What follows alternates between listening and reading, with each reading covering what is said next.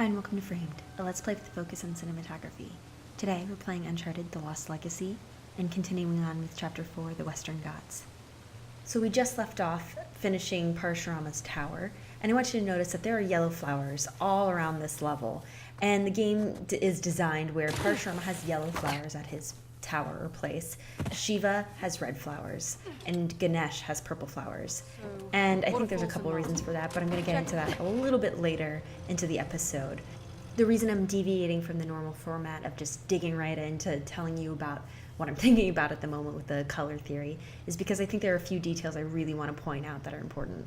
I want you to notice how Chloe's hands are dirty and cut up, and I love this because so often in media, women have to be constantly sexy. The fact that these ladies can just be treasure hunters and get dirty and be sweaty is so refreshing. Hey, just so you know, Nathan Drake is no longer in the picture. You don't have to worry about him.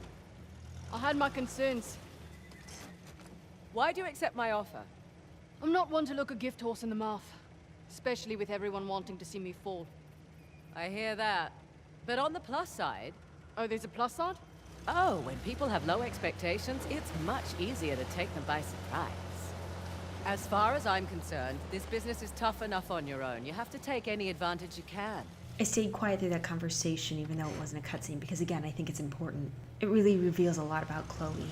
In the previous episode, Nadine voiced her concerns about Chloe being associated with the Drake brothers, who she previously had run-ins with. And now Chloe is trying to reassure her, saying she has no ties with Nathan, which is true. She's not lying about that. She doesn't mention Sam, however, and it's not a lie, but sort of a sin of omission. The second part of the conversation, where she says you have to take any advantage you can, reveals how she's still a little bit self-centered, even though she's a little less self-centered than she used to be, perhaps in Uncharted 2. So she wants Nadine because she does recognize her power. She recognizes that she's a skilled person. However, she also wants Sam because he's also useful. So she's willing to sort of deceive both of them a little bit. I want you to notice how red this area is. Even the wall that is rock is red because it's the light's reflected from the trees and the flowers. Hey, look.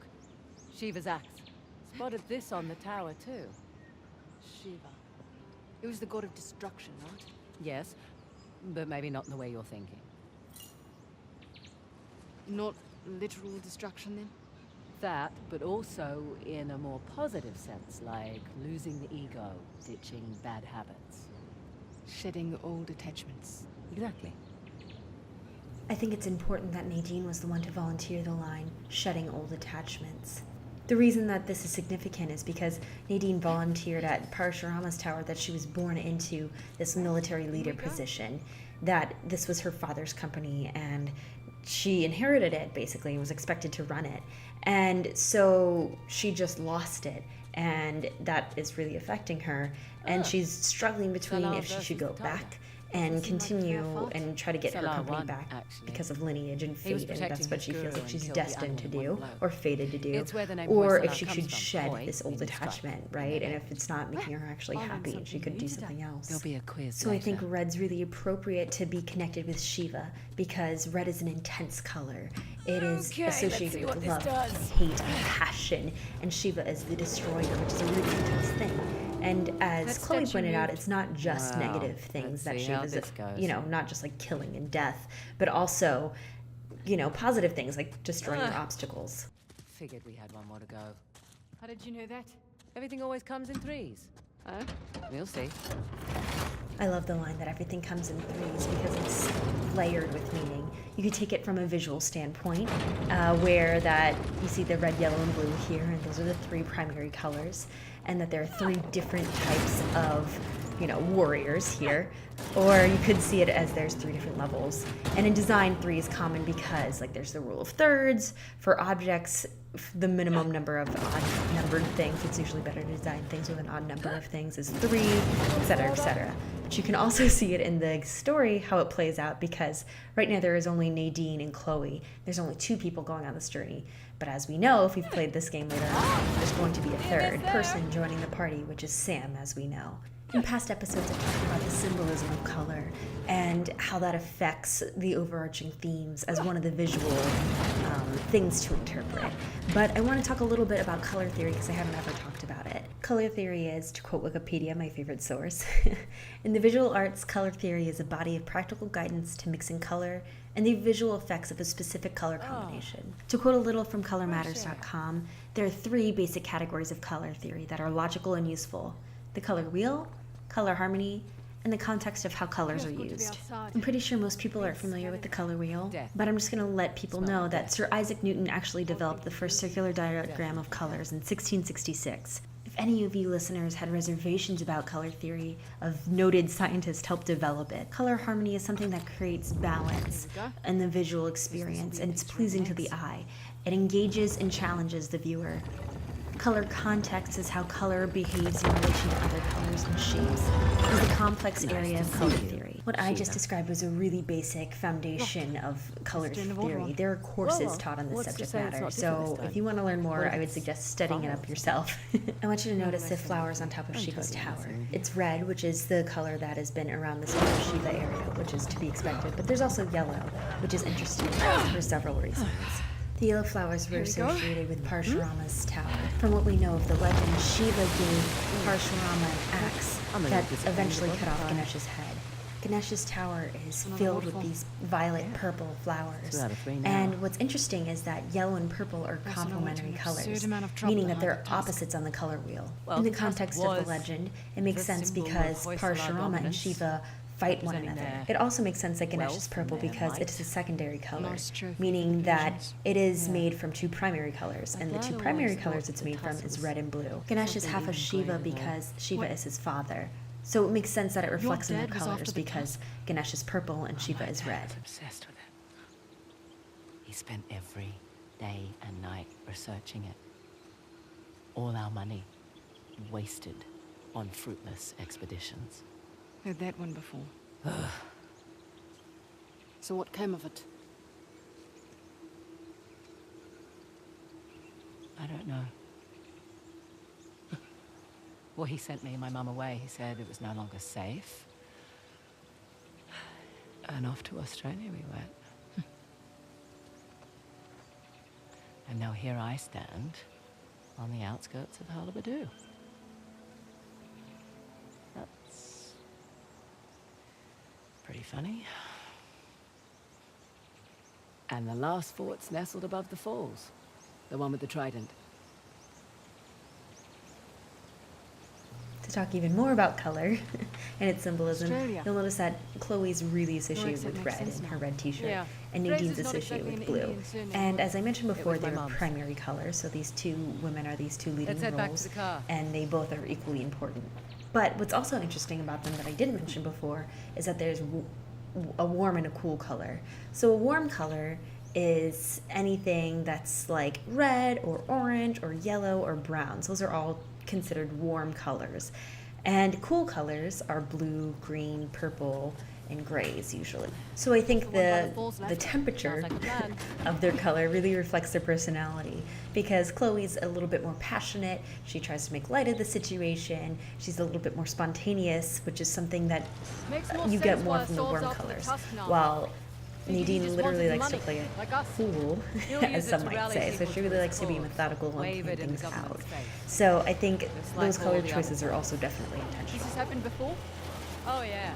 Ever since the young king lost to the Persians, everyone's wanted to lay claim to it, to this land. And here I thought we were just going on a treasure hunt. We are. Let men like Asav fight over it. It's none of our concern. Fighting wars was my concern for a time. Good point. But you did it for the cash. Usually. What about when you worked for Asav? Definitely a cash grab. Hardly worth the trouble. Ouch. Why do it then? Needed to establish my rep, eh? Figured I'd start with the worst of the bunch. Nowhere to go but up after that. Shiva is associated with red here, and Chloe even makes a joke to Nadine saying that, how do you know that fire won't come out when they're turning the handle when water comes out of the thing? And red is often associated with fire, and fire is usually associated with destruction and burning and death. It also is warmth and life, and it has that duality in of itself. Here by Ganesh's tower, there's a bunch of waterfalls and water flowing everywhere. It's very luscious and verdant here. and water often puts out fire. It's that sort of duality that goes with it. Also, tridents are often associated with water, like Neptune is the first thing that pops into mind when you think of tridents and water.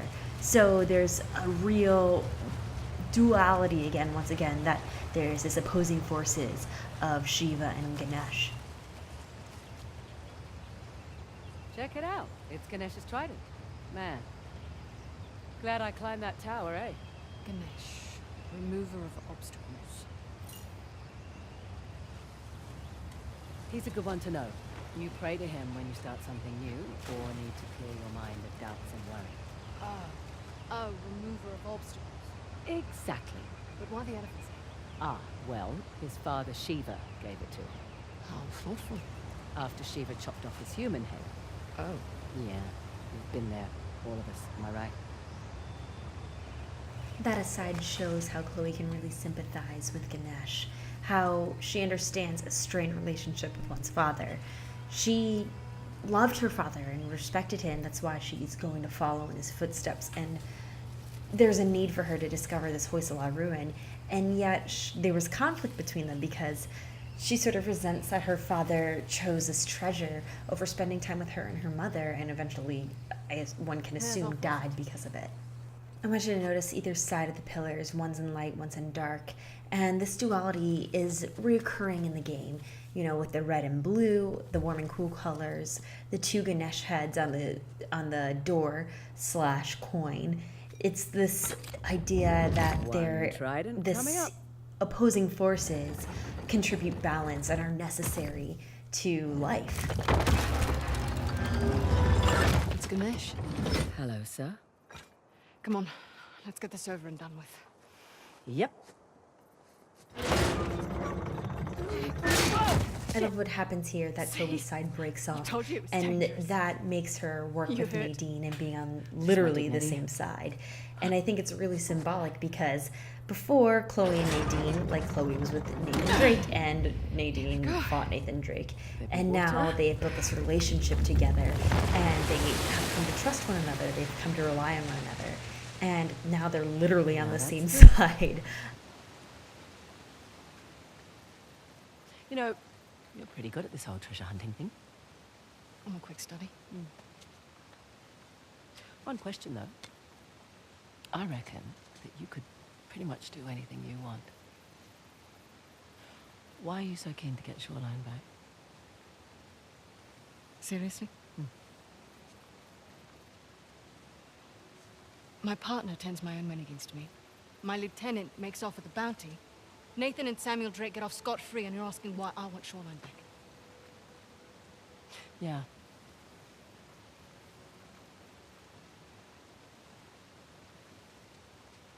It was on my watch.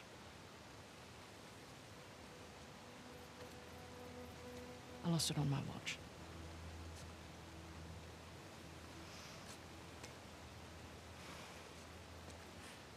All right, what the hell is that thing you keep playing with? It's my stress toy. It showed up in the mail a few weeks after we got to Australia. All right, we better get a move on. We don't want Asav to get ahead of us. I really like that scene because Chloe challenges Nadine on what her motivations are. I've had my and fair share of Nadine screw-ups. instinctually becomes defensive and tries to intimidate Chloe and lists all the quote-unquote logical reasons No one does on that. why she wants Shoreline back. And Chloe is not intimidated by her, really. She just says, yeah, I want to know why you want Shoreline back. When Chloe doesn't back down, Nadine kind of cracks and shows her true colors and says that she does it because it's on her watch. And so it shows a sense of responsibility more so than she wants to have Shoreline back. It's because she feels responsible. I also really like that the girls once again are shown working together here and that they are relying on one another just to open this door. They don't even need to talk and say, hey, can you open this door and hold this door? They just know instinctually that they need to work together and do this thing. So twice, in a very short matter of time, the women are literally on the same side. They're not overly polite or subservient or anything. They're still strong, independent women. But they are cooperating. Once again, we're presented with the theme of balance and dualism, where these two women are pushing on either sides of this machine to make it go, and they're pushing it with force. And we see two Ganesh heads, one on the left is lighter and the other one's covered in moss and is hidden. And we have two main characters. And right now we're in an area that's full of light, and we've been able to see the path ahead. You ready? And so far, Chloe has known where she's going. She knows she wants to discover the Hoysala Empire, and she's had these clues to go off of. But now she's about to enter this foggy area that's less clear, literally, and also figuratively. She doesn't know what's going to be happening. And she can't go back. Literally, the doors are closing behind her, which I don't understand that mechanism necessarily, but whatever. So, it's interesting. Anyways, that's where I'm going to end it for this week. I hope you all enjoyed, and you will subscribe, maybe, and comment, and continue watching. Thanks. Bye.